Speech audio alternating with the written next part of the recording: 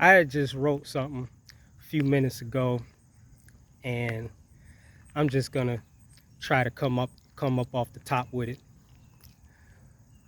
It's about the tests and the trials of life. And I've never heard anyone say this, but when we go through tests and trials, we think the tests and trials of life are things like financial hardship. When we got bills and we can't pay them, we don't know where the money is coming from. We just lost our job, unemployment. You know, we think tests and trials of life are things like, you know, being evicted or not being able to pay, our gas and light bill, or having our car repossessed or losing our job.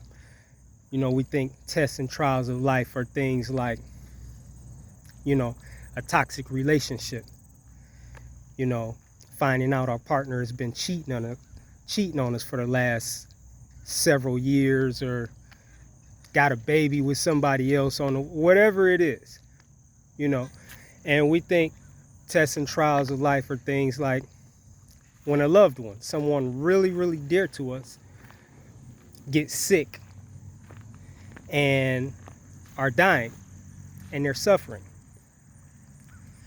And I'm not saying that these things are not tests and trials of life, but the tests and trials of life that we don't acknowledge or even recognize is how we act when we are blessed. The tests and trials of life are also things like, how do we act when our money is good, when the money is just coming in, when we got a good job, and we getting raises and we getting promotions and we getting the financial blessings? How do we act during times like that? That's also a test and a trial. Are we arrogant? Are we proud? Are we shitting on those that have less than us? Are we thinking that we're better than other people because we got a little bread? Or are we humble? Are we grateful? Are we thankful? Are we giving of our financial abundance to help others in need? The tests and trials of life are also things like when our loved ones, those that we hold dear to our hearts, are healthy and alive. How do we treat them? Do we take them for granted? Are we constantly complaining about them? Are we constantly mad at them over some stupid little shit that they said or did? Or do we appreciate them? Are we thankful for them? Do we express our appreciation to them? Do we express our gratitude to them? Are we spending time with them, or are we always too busy for them? When they call us and need us to take them to the store, or just need to talk, or whatever the case it is, are we too busy for them, or are we making time for them? And when our relationship is great, because relationships start off great, they don't start off shitty.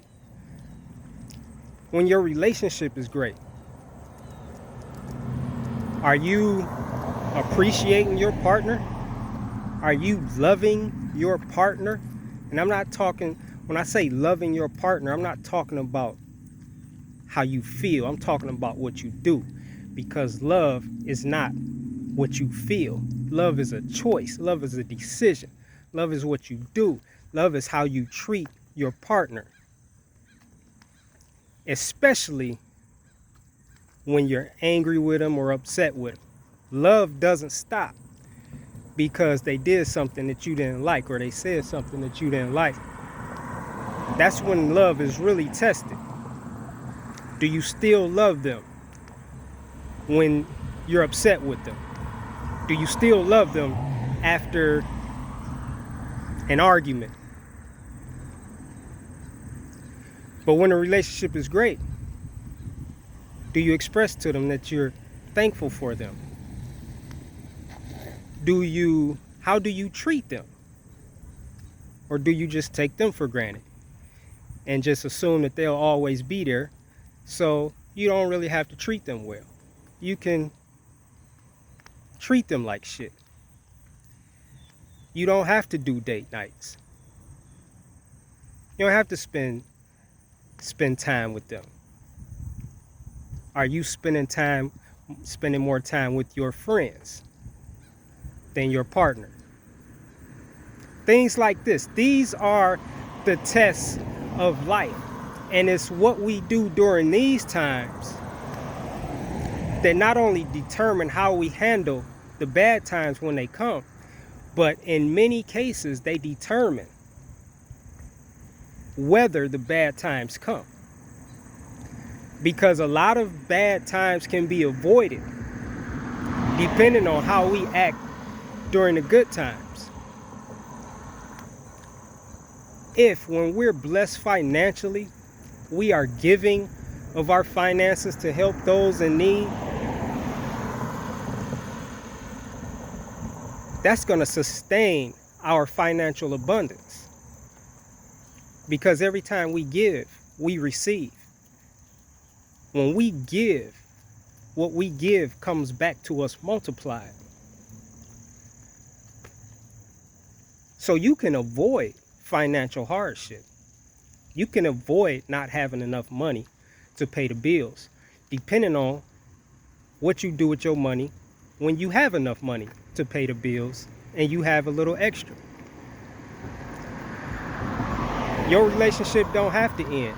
You don't have to be in a toxic relationship. It depends on how you treat your partner every day. Every day.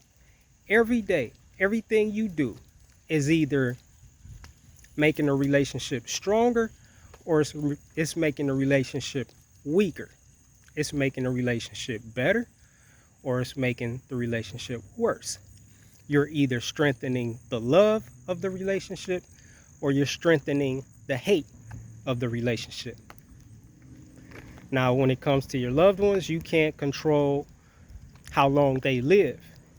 But when they pass on, you can minimize or even eliminate regret by spending as much time as you can with them now while they're alive and loving them and treating them really well and appreciating them and being thankful for them.